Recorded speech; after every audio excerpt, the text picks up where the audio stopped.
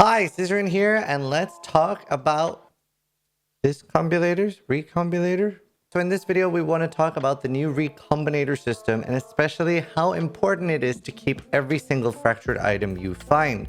And a quick PSA, if you're using the strict never sync filter, you want to update it because in the original filter, hiding a lot of the bad bases for fractured, which is quite normal. However, because of the way recombinators work, you can transfer a fracture from a bad item to a good item. So now they are actually worth. I've talked to Neversync about it and he remedied the filter. But anyway, let's talk about how recombinators work. So these are new item types. There's a jewelry, a weapon, and a armor recombinator, as you can see here. And they will destroy two items and create a new jewelry. Now, this actually destroys both the original items. So you got to be a little bit careful here with things like, rings with fertile catalysts, six links, etc. Like, these are all risky. I will probably do another video with something like this because it's the start of the league and I just wanted to put out a PSA. So for example, my weapon is made with a recombinator. So I try to get two scepters with as many as good mods as possible. So on the left scepter, I had 109 fire damage prefix. I also had like 25 or 30 fire damage suffix, right? It exists as a prefix and a suffix. That's pretty much all that was on the left scepter. The right scepter had damage over time multiplier and fire damage over time multiplier and some other shitty stats. So I was obviously hoping to get fire damage and then ideally two of the other suffixes that do damage and an open suffix. Either way, I'm very happy with the scepter. It's insane. And I haven't seen like things like cannot roll attack mods, etc. doesn't seem to work. It does seem to just transfer crafts over. So I've so far just been removing the craft. I haven't figured out if there's anything crazy with crafts to do, but we'll experiment with... Oh, hello. I am currently trying to make a +5 max stress shield. So I have a +2 here, and then I have +3. So I'm ideally trying to get a shield that has +3 max stress and physical reduction. That is what I want the most, because then I can, well, get an insane shield. So that's my current goal with recombinators. There's a lot of people are doing things with fractured things. So I can show this is from my friend Jeremy. And I think he's solo self-found or group found, but either way, he had one with 89 life and one with +1. He fractured or grafted them together with the recombinators and boom.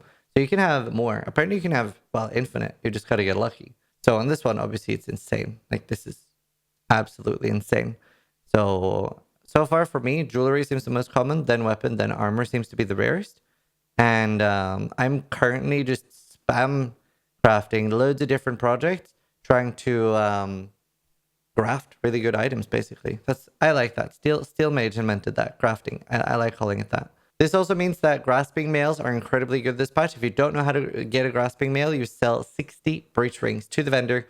So I'm collecting every single breach ring I find. I'm even buying them off Tuyen because they have some really, really good mods. Fractured mods are also incredibly good. For example, here I have a Vol Gauntlet. If I had spare recombilators, I could transfer this to a Dragon Scale Glove or whatever, Dragon Scale Gauntlet, and continue crafting from there.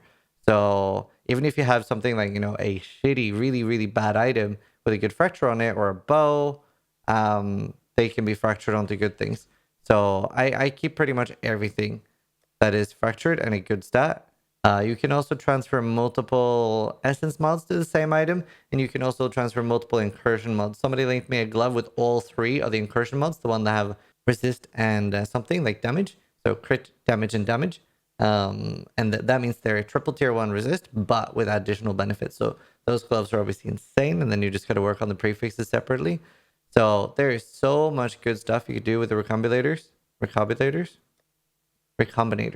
Like, and obviously, like, it's actually good if items are sharing stats. Let's say that I find a second full dragon scale armor that has 109 life, spell suppression, but fizz reduction, right? Like maybe I'm looking for multiple stats. Then obviously it's more likely if the stat is on both items that it's going to keep it. But yeah, that's a short video on them so far. And oh, I probably should mention how you get them. It is by the Sentinel rewards. These are very important. Rewards are 30% more likely to be Sentinel rewards. I wish I could get more. Whenever I find a Sentinel that has like rewards have an additional chance to be Sentinel rewards, those drop a lot of recombinators. They have been like the most insane so far. So I've been really, really enjoying those. Other than that, Metamorph rewards have been really good as well. Oh, another thing worth mentioning, the increased quantity is really good for farming divination cards. So, you know, in Cemetery, etc. Like this one's quite good, 140 quantity. Yeah, that's pretty much the video on Sentinel League so far. I really love the league mechanic. It's honestly amazing. It is so smooth, so rewarding. I wish they had more of their own unique rewards, like unique items. Obviously, the recombinators are insane. So that's pretty much how I feel about the league so far. I'll make some longer videos later. I'm still racing, but thanks for watching. So if you liked the video, more importantly, try to die less than I do.